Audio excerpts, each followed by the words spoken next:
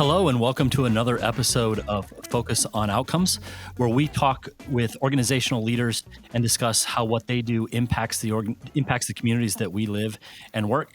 Candice, thanks for joining. How are you today? I'm good. How are you? Great.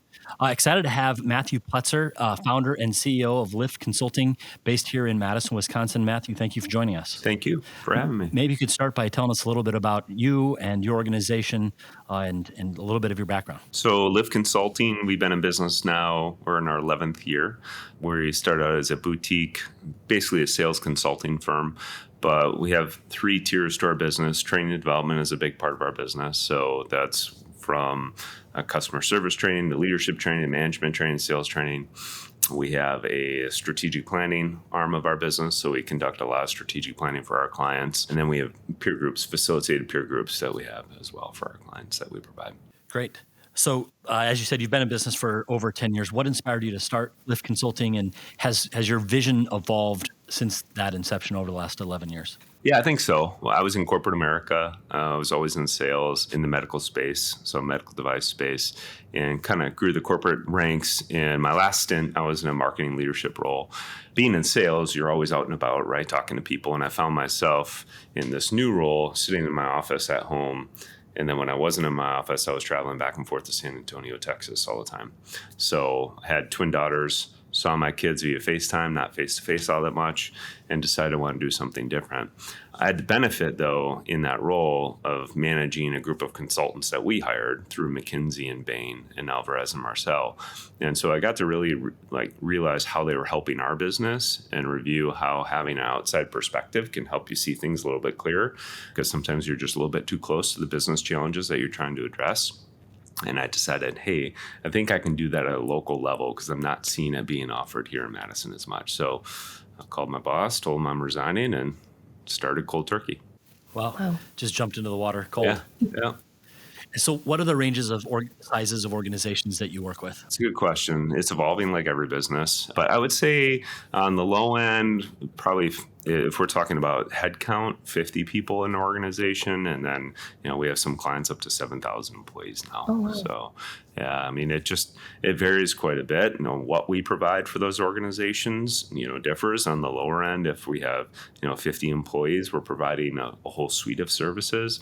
On the higher end, if we're talking about up to 7,000 employees, we're probably a little bit more surgical in what we're providing them. Usually that's more on the training development side. And did you start with the sales training? Was that kind of your first revenue opportunities in the business, and the strategy side came later, or was it vice versa? How did that all evolve? So it was on the sales side. So that being my background, that's the easiest thing for me to talk about. In addition, I'm a really good starter, but I'm not always that great at finishing things. And so I realized that, I need content to be able to train. And so we bought into an organization called Sandler Training, which you may see if you go to our website. And Sandler is an international sales training organization. So that's what they're best known for. So that's what we started. And we really value it. We love doing it. But as we all know here in Madison, it's not really a hotbed for sales organizations. There's a lot of government. There's a lot of, tech. There's a lot of medical. There's a lot of professional services. And most of those companies that we find, they have people that are involved in sales, but they wouldn't call them a sales team. And so we realized quickly that, hey, we need to evolve and offer more than just sales training for our clients to be able to grow and scale, because I didn't want to travel across the country. Right. Well, it seems like you guys take strategy and training and kind of help transform these, the culture within these organizations. When you go into businesses, where do you even begin? Where does that conversation start? Yeah. So it's kind of like a doctor. You go to a doctor and usually you have a cold or you have something going, on with you. And it's rare that a doctor will just say, okay, I'm going to prescribe a medication. They do some diagnostics. They, have you cough, check here, do that. We do the same thing with the businesses that we work with. Most often we don't know the businesses that we're engaged with. We're referred in. We know that they have some challenges or problems that they're trying to address. But just because they see a problem or challenge, it doesn't mean that the problem or challenge that they see is actually what's creating their biggest obstacle that they have to overcome. So we get in, we diagnose, we use tools, we use process to evaluate companies, give them a non-biased third-party objective view as to what we think are creating some of their challenges and how we might address it. And so that's usually where we start. It's a small engagement, just for us to get to know each other culturally. Yeah. What do you find is or are like the biggest challenges that these organizations that you're talking with typically face? It depends upon what we're looking at, right? So if it's sales, it's one side. If it's a culture problem, it's another side. But a lot of the organizations that we're working with are trying to scale, right? And so I would say oftentimes they're at a tipping point where they're trying to evaluate and discern how many layers of leadership do they need? What does that look like? Do we have the right people in the right seats of the bus? Are we leveraging the talents that we have on our team in the right way? And I would say that's probably the most predominant one that we find with that kind of mid-tier. If we're talking, 200 to 500 employees, somewhere around there. Those are some of the more common ones that we see. Oh, interesting. We spend a lot of time talking to our clients or potential clients about having a strategy really around technology and how that can help support the organization's strategic goals. Yep. It's not uncommon for us to get that look in their eye like, oh, I should probably have a strategic plan. When you're dealing with organizations, they're probably seeking that. They're looking, or they have one and they have a plan, but they're not sure how to accomplish it, where we're kind of bringing that up in some cases where they're looking for IT support, and we're trying to get them to buy into the concept that technology decisions and IT support needs to drive or help drive where you're headed. Yeah. How often do you run into organizations that are like, we know we need a strategic plan, we don't have one, and we don't know where to start? That's a great question. I would say probably half the companies that we work with don't have a plan. They have never really had one. They're trying to figure out where to start. The other half have conducted some type of planning. Either they're DIYing it, right? They've done it themselves. Perhaps they've hired an external consultant in the past, but they really struggle with the pull-through of the plan. A lot of organizations spend a lot of money and time building plans, which is the fun part, but then implementing and executing the plan is where they drop the ball. So it's usually one of those two things. It's, hey, we don't know where to start. We need help. Okay, we can help you there. Or it's, hey, we've done it before, but the impact and the result hasn't been what we were looking for, and we're looking for help. So help us take us through the execution of this thing we're going to develop together, regular check-ins, build some milestones, have some KPIs, Correct. OKRs, whatever, Yep. And keep us focused on moving that forward. Exactly. When you go through that process with clients of yours, how do you measure those like transformation outcomes? How do you show that value in the process you just went through? It's really hard. Yeah, I imagine. The reality is, I'm a big believer of just being really transparent, open, honest. If a client begins a conversation with us as, hey, we got to show us the ROI, we're probably not the best fit. And the reason why we're probably not the best fit is just so hard to determine the ROI and what we do, given that we're involved in culture transformation, strategy transformation. But how do you tie a number to that? We can look at things like employee turnover. We can look at revenue growth. We can look at lead generation, all those things. But we're a ingredient in the recipe, but we're not the entire recipe. So it would be really unfair for us to take credit of a company's growth, full credit, when we're just an ingredient. At the same token, it'd be unfair to us to bear the responsibility of lack of growth. And so what we talk to our clients about is, honestly, engaging with us is probably more of a want than a need. Organizations that we engage with, they're already doing really good. They're already growing. They're looking to be top class, top tier. We're typically not working with the people that really need our help because it's challenging for them to afford our services. And usually they need results faster than what we could provide. Sure. So we'll look at some things like referral rates, lead generation rates, and we'll track it. We just don't take full credit for it. I don't know if that makes any sense. No, absolutely. A listener some of this is connected with them. They're looking at, the fourth quarter is coming up here soon. Hopefully they're starting to think about what they want to accomplish in 26. What advice would you give a business owner that doesn't have a strategic plan, maybe doesn't like that concept of a 3 to 5 year strategic crystal ball kind of a concept. What advice you run into somebody at a bar and they're like, oh, you do strategic consulting. I own a business. Why should I consider you? What would you tell them? Yeah, that's a great question. I think the first thing would be to identify like their business needs as an organization. I'm not sure they would need to work with us. The organizations that are looking to work with us, typically they're working with us on a planning process for a couple of reasons. It's maybe because they have done it themselves, but they found that as a leader trying to facilitate their own strategic planning results in them not being able to actually engage in the process. So that's one thing. Like if you're feeling like, hey, I'm not able to actually engage in the planning process, then maybe you should consider an outside consultant. Whether or not it's Lyft or not, I can't answer that, right? We need to dive in further. That would be one part. The other part of it would be when it comes to the planning process, are you trying to engage other leaders in your organization? Are you at the point where you want different ideas, or are you the type of leader that you want to outline the plan and you want your team to implement it? If you want to outline the plan and you want your team to implement it, you don't need us. You need to outline the plan, have them implement it. But if you want your team to be able to grow and develop over time, whether or not you use that plan, incorporating them into the planning process is a really beneficial growth opportunity for them. And so then I would say, yes, you might want to consider engaging with an outside organization. As far as whether or not Lyft Consulting is a fit for them or not, it just depends upon whether or not they like our process and whether or not we're a fit for what they're looking for. We're not the type of organization that's research heavy. I mean, we will conduct market research for our clients, but if you're looking for an industry-specific expert, like for what you do, we're not that it. We're generalists. We work with a lot of different companies, but what we're really great at is process. We're really great at refining the process, facilitating great group dialogue, coming to a consensus that everybody can support and agree upon, and then helping our organizations hold themselves accountable to the plan. I imagine a lot of the leaders you work with also get to a point where maybe they have a plan in place, but the actual execution of it starts slowing down, right? Because they're in the business so much and sometimes it's hard to pull back. So I imagine you probably find yourself in a lot of instances where you're just kind of holding them accountable to move forward in that process. Is that accurate? Yeah, I mean, I think that's with any consultant is a huge part of the benefit we're working with a consultant is just the accountability to having meetings in the first place. Right.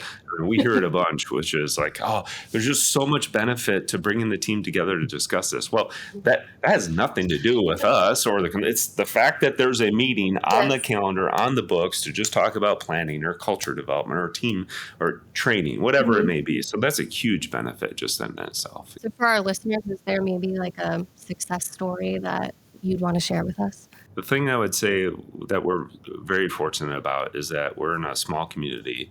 You all know it. We're a referral-based business, and thankfully, our average tenure of our clients now is going on 7 years. So, we don't contract that long, but people keep deciding through their choice to continue to work with us and engage with them for the development of their organization. So I think that just in general is a huge success story because if they wanted, they'd stop working with us. And it just doesn't seem to be the case. Most organizations continue to expand how they work with us. But we do have a few organizations that have, doubled in size. We have one organization that when they started working with us just 5 years ago, they were 500 million. Now they're $1 billion. And it's crazy. But again, I have a hard time pointing to one success story because we're just a teeny piece of their success. They've made so many smart decisions for their business. They've evolved. They've really focused on the evolution of the marketplace and what's happening, and they're very forward thinking and they take risk that a lot of organizations don't. So one of those risks was hiring us, and it's working out from a partnership perspective. And that willingness to make change. Yes. Once you decided that that's what you want to do. Yeah, and that's a huge part too is, the change management side of things and change curve. With what we do, unfortunately, sometimes when you get in and you evaluate a company, you have to point out things that aren't working, right? And sometimes people are willing to hear what's not working, but they're not willing to put forth the effort or the consistent effort to actually make the change when things start to get uncomfortable. Yeah. And so that's, I would say, the big difference between our success stories, those that are uber successful and those that are doing okay, is that they've really embraced that change over time and endured, I would say, the monotony of success, which is sometimes what we do isn't all that fun, but it's repetitive, and it's repetitive for a reason. Especially with long-term growth, you have to be consistent and celebrate small wins that are directional, because you don't work with a consultant and 30 days later go, look, my financials are all fixed. Yeah. You have to build in it's the discipline of staying consistent and doing the right things over a long period of time, even if it's uncomfortable to start with. Yeah, totally. I mean, in fact, that's a red flag for us. If somebody starts engaging with us and they're looking to get something fixed right away, it's like I posted something on this recently about the difference between dynamite and a chisel when it comes to like making a sculpture. If you're making a sculpture like Mount Rushmore, for example, like my guess is they probably use dynamite. They probably also use chisels, but dynamite requires a lot of powder. It makes a big bang right away, but it's not really great at refining things. And so if an organization is saying, hey, I need results fast, I need things turned around in 90 days, well, they're probably looking for something way more intensive than what we're able to provide as outside consultants, because it's going to take a lot of effort, a lot of time in a very short period of time. And even then, man, we're looking for some dramatic results. And I don't know if that's the best fit for us. So we're more of the chiseled approach, which is, hey, you're looking for long-term sustained, you want like to really refine your business. Great, that we're a perfect fit for you. I do a lot of sculpting, so that really resonates with me.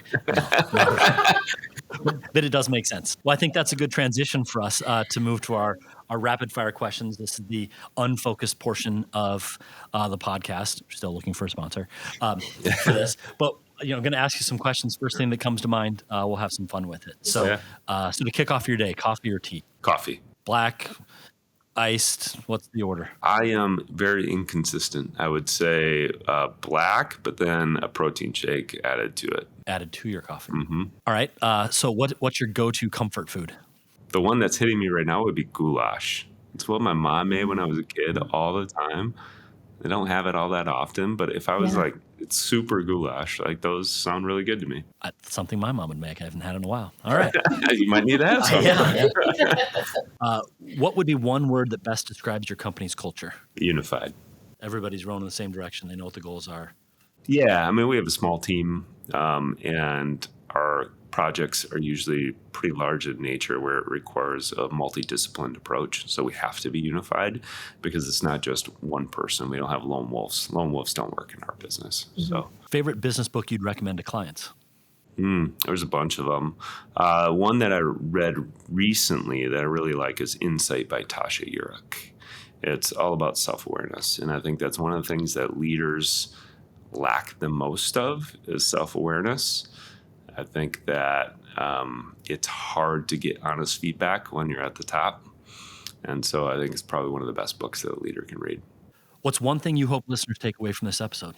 I hope that whether or not a leader is considering planning or culture transformation for their organization, that they would just be really focused on the outcomes that they're looking for, and really be honest with themselves about what they're hoping to change in their organization and the effort that it's going to go into it.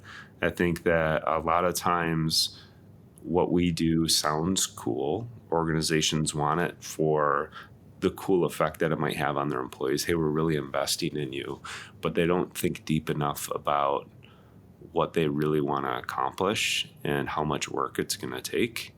And so I just hope that people really consider that before engaging with any consultant. Yeah. Oh, that's great advice. And another great segue before we wrap up on things, where can listeners find you or more information about Lyft?